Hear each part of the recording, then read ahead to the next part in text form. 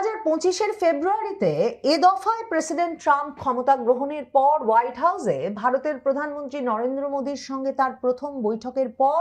যৌথ সংবাদ সম্মেলনে এক ভারতীয় সাংবাদিক তাকে প্রশ্ন করে বসেছিলেন প্রেসিডেন্ট ট্রাম্পকে যে 2024-এর জুলাই আগস্ট আন্দোলন, আগস্টে হাসিনা সরকার উৎখাতের পেছনে মার্কিন ডিপ স্টেটের হাত আছে কিনা। তখন বাংলাদেশের ক্ষমতায় বসা ইউনূস সরকারকে মার্কিন ডিপ স্টেট ক্ষমতায় বসিয়েছে কিনা এবং সার্বিকভাবে তিনি বাংলাদেশ সম্পর্কে কি বলবেন, এই প্রশ্নটি ছুড়ে দিয়েছিল। তখন ভারতীয় সাংবাদিকের ওই প্রশ্নের উত্তরে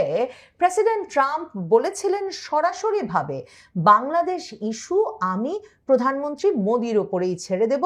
এবং প্রধানমন্ত্রী মোদি এই বিষয়টা দেখবেন। দক্ষিণ এশিয়ার ভূরাজনীতিতে যে ভারতকে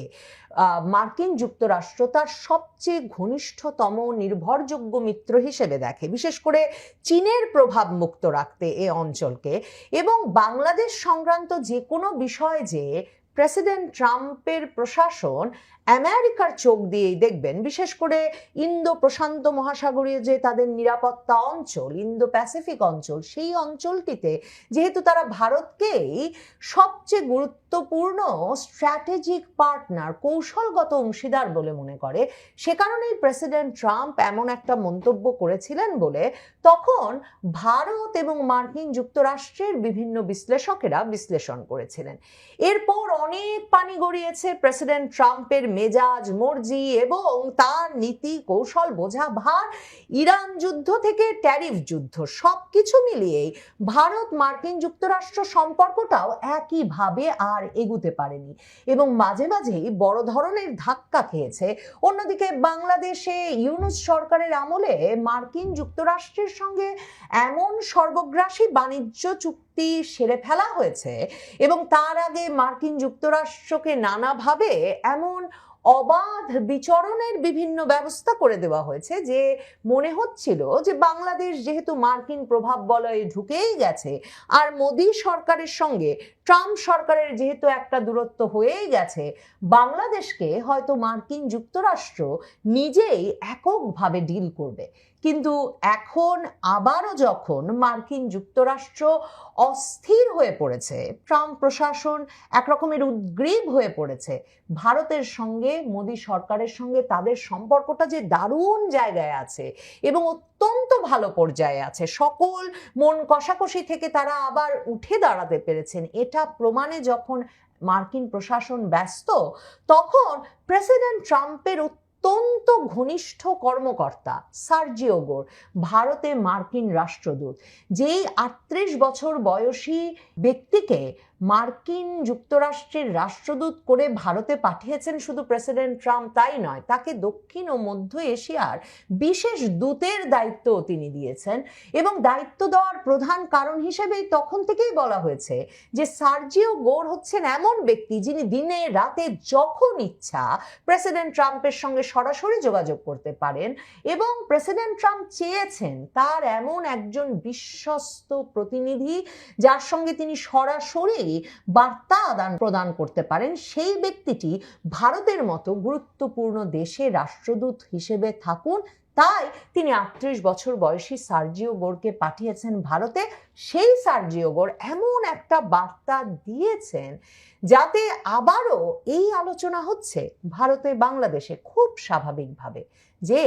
মার্কিন প্রশাসন এ বার্তা স্পষ্ট করতে চাইছে ট্রাম্প প্রশাসন বাংলাদেশকে ভারতের চোখ দিয়েই দেখতে চায়। মানে প্রেসিডেন্ট ট্রাম্প যেমনটা বলেছেন, বাংলাদেশের বিষয়টা আমি প্রধানমন্ত্রী মোদির ওপরেই ছেড়ে দেব। সার্জিও গোর ভারতে নিযুক্ত মার্কিন রাষ্ট্রদূত একটা অদ্ভুত শুভকামনা জানিয়েছেন, মানে তাৎপর্যপূর্ণ, সাধারণভাবে এ ধরনের ঘটনা ঘটে না সেরকম একটি তাৎপর্যপূর্ণ শুভকামনা। সেটা হচ্ছে তিনি বাংলাদেশে প্রধানমন্ত্রী মোদির অত্যন্ত ঘনিষ্ঠ যেই রাজনীতিবিদকে প্রধানমন্ত্রী মোদী রাজনৈতিক নিয়োগ দিয়ে রাষ্ট্রদূত বানিয়ে পাঠিয়েছেন, সেই দীনেশ ত্রিবেদী যেদিন বাংলাদেশের রাষ্ট্রদূত হিসেবে আনুষ্ঠানিকভাবে দায়িত্ব নিয়েছেন, সেদিন ভারতে নিযুক্ত ট্রাম্পের লোক সার্জিও গোর শুভকামনা জানিয়েছেন দীনেশ ত্রিবেদীকে এবং সামাজিক যোগাযোগ মাধ্যম এক্সে দেওয়া এক পোস্টে, মানে শুভকামনা জানানো যেতে পারত ফোন করে, ব্যক্তিগত যোগাযোগে, কিন্তু এক্স হ্যান্ডেলে এক পোস্টে তিনি দীনেশ ত্রিবেদীর সাফল্য কামনা করেছেন। শুধু তাই নয়, নয়াদিল্লিতে নিযুক্ত মার্কিন রাষ্ট্রদূত সার্জিও গোর লিখেছেন, বাংলাদেশে ভারতের নতুন হাইকমিশনার হিসেবে গুরুত্বপূর্ণ দায়িত্ব গ্রহণ করায় দীনেশ ত্রিবেদীকে আন্তরিক শুভেচ্ছা জানাচ্ছি, তার সাফল্য কামনা করছি। যুক্তরাষ্ট্রের দক্ষিণ ও মধ্য এশিয়া বিষয়ক বিশেষ দূত হিসেবে আমি তার সঙ্গে ঘনিষ্ঠভাবে কাজ করার প্রত্যাশা করছি। মানে এটা অত্যন্ত গুরুত্বপূর্ণ এ কারণে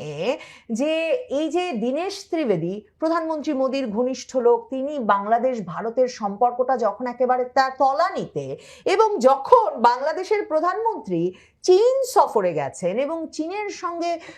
ঘনিষ্ঠতার সম্পর্ককে একটা এমন উচ্চতায় নিয়ে যাওয়ার এক প্রতিশ্রুতি দিয়ে এসেছেন যে বাংলাদেশ চীন নাকি দুদেশ নাকি একটা যৌথ ভবিষ্যৎ কল্পনা করছে, এমন ঘোষণা যখন এসেছে দ্বিপাক্ষিক বৈঠক শেষে দুদেশের বার্তায়, তখন সার্জিও গোরজে দীনেশ ত্রিবেদীকে শুভেচ্ছা জানিয়ে বললেন যে তিনি বাংলাদেশে নিযুক্ত ভারতের এই রাষ্ট্রদূতের সঙ্গে ঘনিষ্ঠভাবে কাজ করার কথা ভাবছেন। তাতে বুঝতে বাকি থাকে না যে এই দীনেশ ত্রিবেদী, যাকে ভারত সরকার আবার মন্ত্রী পদমর্যাদা দিল তিনি দায়িত্ব নেওয়ার আগে আগেই, সেই ব্যক্তিটির মাধ্যমেই যে বাংলাদেশ সম্পর্কে নিয়মিত জানবেন, বাংলাদেশ সম্পর্কে বিভিন্ন সিদ্ধান্ত নেওয়ার ক্ষেত্রে যে এরা পরস্পর সলা পরামর্শ করবেন, সেটা বোধহয় একেবারে প্রকাশ্যে জানান দিয়ে ঘোষণা দিয়ে দিতে চাইলেন প্রেসিডেন্ট ট্রাম্পের অত্যন্ত ঘনিষ্ঠ সার্জিও গোর। কারণ না হলে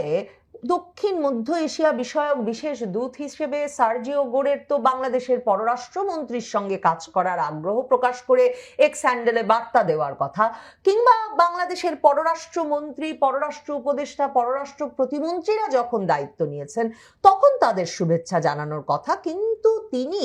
শুধু যে দীনেশ ত্রিবেদীর মাধ্যমে বাংলাদেশে কাজ করার আগ্রহ প্রকাশ করে এক্স হ্যান্ডেলে বার্তা দিলেন তাই নয়, দীনেশ ত্রিবেদী যে বাংলাদেশে দায়িত্ব নিতে আসার আগে প্রেসিডেন্ট ট্রাম্পের পাঠানো দক্ষিণ ও মধ্য এশিয়া বিষয়ক বিশেষ দূত এবং নয়াদিল্লিতে নিযুক্ত মার্কিন রাষ্ট্রদূত সার্জিও গোরের সঙ্গে সাক্ষাৎ করে এসেছেন, সেই সাক্ষাতের একটা ছবিও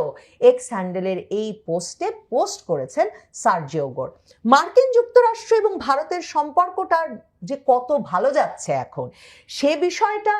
জানাতে ইরান যুদ্ধটা যখন ট্রাম্প বুঝেছেন তার হাতছাড়া হয়ে যেতে শুরু করেছে, তখন থেকেই প্রেসিডেন্ট ট্রাম্প ভীষণভাবে উদ্বিগ্ন হয়ে উঠেছেন। কারণ ইরান যুদ্ধ একদিকে যেমন রাশিয়া থেকে তেল জ্বালানি কেনার এক রকমের জোট করতে, এমনকি ভারত রাশিয়া চীনকে এক পাশে এক জোট করে ঠেলে দিচ্ছিল, অন্যদিকে মার্কিন যুক্তরাষ্ট্রকে ক্রমাগত কোণঠাসা এবং দুর্বল করে তুলছিল। ইরান যুদ্ধের কারণে ভারত কোনো রকম পরোয়া না করে মার্কিন যুক্তরাষ্ট্র কত ট্যারিফ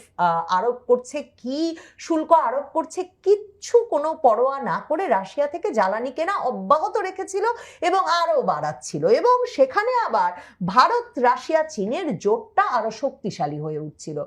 এই পরিস্থিতি দেখে, ভারতের সঙ্গে সম্পর্কটা তলানিতে ঠেকছে গিয়ে দেখে মার্কিন প্রেসিডেন্ট ট্রাম্প এতটাই উদ্বিগ্ন হয়ে উঠেছিলেন যে তিনি পররাষ্ট্রমন্ত্রী মার্কো রুবিওকে দ্রুত ভারত পাঠিয়েছিলেন এবং মার্কো রুবিও ভারত এসে কলকাতায় সময় কাটিয়ে তারপর দিল্লি গিয়ে ভারতের প্রধানমন্ত্রী, ভারতের পররাষ্ট্রমন্ত্রী সকলের সঙ্গে সাক্ষাৎ করে গেছেন। এই যে সার্জিও গোরকে যখন প্রেসিডেন্ট ট্রাম্প রাষ্ট্রদূত করে ভারত পাঠিয়েছিলেন, তখন তার একমাত্র যেই পরামর্শ ছিল প্রকাশ্য শপথ অনুষ্ঠানে, সেটা হচ্ছে প্রধানমন্ত্রী মোদী 150 কোটি লোকের একটা দেশের প্রধানমন্ত্রী, এবং প্রেসিডেন্ট ট্রাম্প নিজে বলেছেন যে তার অত্যন্ত ঘনিষ্ঠ বন্ধু সার্জিও গোরের একমাত্র কাজ হবে ভারতের প্রধানমন্ত্রীর সঙ্গে সম্পর্কটা আরো বাড়ানো এবং মনে রাখা যে চীনে যখন মাত্র 140 কোটি মানুষ, ভারতে তখন 150 কোটি মানুষ, এবং ভারতে মধ্যবিত্তের পরিমাণ ক্রমাগত বাড়ছে। কাজেই ভারতের সঙ্গে যত বন্ধুত্ব হবে, বাণিজ্য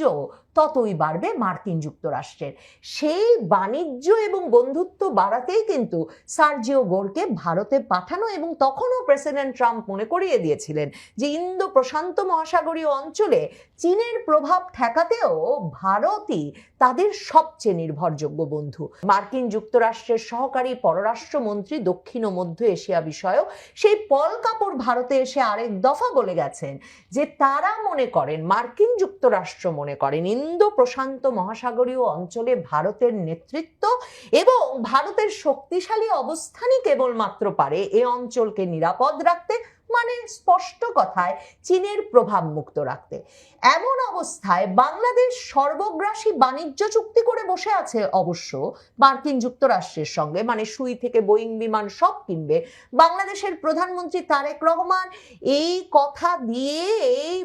বাংলাদেশে ফিরতে পেরেছেন এবং ক্ষমতায় যেতে পেরেছেন যে তিনি মার্কিন যুক্তরাষ্ট্রের স্বার্থ রক্ষা করবেন, এবং এ কারণে মার্কিন যুক্তরাষ্ট্র তাকে সরাসরি সমর্থন দিয়েছে তার ওই নির্বাচনের আগে এবং তার দেশে প্রত্যাবর্তনে। কিন্তু তিনি যখন হঠাৎ করে চীনে যাওয়ার সিদ্ধান্ত নিয়ে ফেললেন, তখন থেকেই মার্কিন যুক্তরাষ্ট্রের একেবারে সন্দেহের শীর্ষ তালিকায় পড়ে গেছেন তারেক রহমান এবং ব্রেন্ট ক্রিস্টেনসন, মার্কিন যে রাষ্ট্রদূত বাংলাদেশে, তিনি রীতিমতো যেই লাল তালিকায় তাকে চীনমুখী হিসেবে চিহ্নিত করা হচ্ছে। এবং তারেক রহমান যখন কিনা মার্কিন যুক্তরাষ্ট্রে সন্ত্রাসবাদ, দুর্নীতি, এ ধরনের নানা অভিযোগের জেরে ভিসায় কালো তালিকাভুক্ত, তখন যে বাংলাদেশের এই সরকারের জন্য এটা নিরাপদ হচ্ছে না, সেটা কিন্তু ব্রেন্ট ক্রিস্টেনসন গিয়ে বাংলাদেশের পররাষ্ট্রমন্ত্রী খলিলুর রহমান সহ সরকারের কর্তা ব্যক্তিদের সরাসরি সাবধান করে বলেও এসেছেন। কিন্তু তারেক রহমান তবু চীন গেছেন। চীনে গিয়ে তিনি ভারতকে একটা বার্তা দিতে চেয়েছেন। তিনি হয়তো তাকে ভিসা না দেওয়া মার্কিন যুক্তরাষ্ট্রকেও একটা বার্তা দিতে চেয়েছেন। কিন্তু মার্কিন যুক্তরাষ্ট্র আসলে তারেক রহমান সরকারের ওপর আর ভরসা রাখতে পারছে না বলেই সম্ভবত এমন একটা সময়ে আবারও এই বার্তা রীতিমতো স্পষ্ট করা প্রয়োজন বোধ করছে যে মার্কিন যুক্তরাষ্ট্র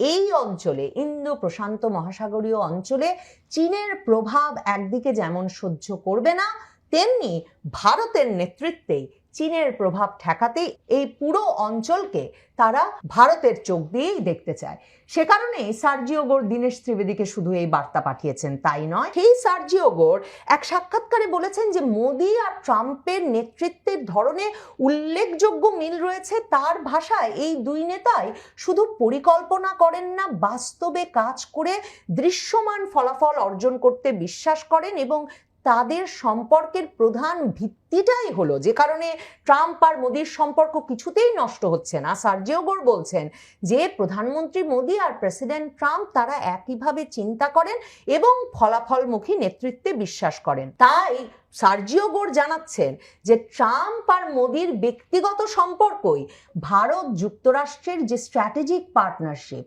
কৌশলগত অংশীদারিত্ব, তাকে আরো শক্তিশালী করেছে এবং এর ফলে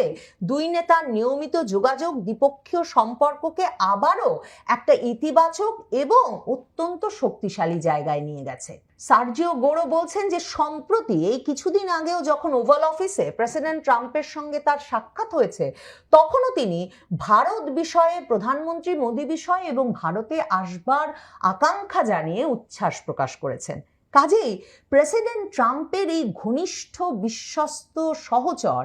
সার্জিও গোর যে বাংলাদেশে নিযুক্ত ভারতের রাষ্ট্রদূতের সঙ্গে ঘনিষ্ঠভাবে কাজ করার আকাঙ্ক্ষা প্রেসিডেন্ট ট্রাম্পের অগোচরে জানান নাই, সেটা একরকম নিশ্চিতভাবেই এ বার্তাটাই বাংলাদেশকে এবং ভারতকে, দুতরফকেই ট্রাম্প প্রশাসনের দেওয়া প্রয়োজন হয়ে পড়েছিল যে প্রধানমন্ত্রী মোদির ওপরেই বাংলাদেশের বিষয়টি ছেড়ে দিতে চান প্রেসিডেন্ট ট্রাম্প। ঠিক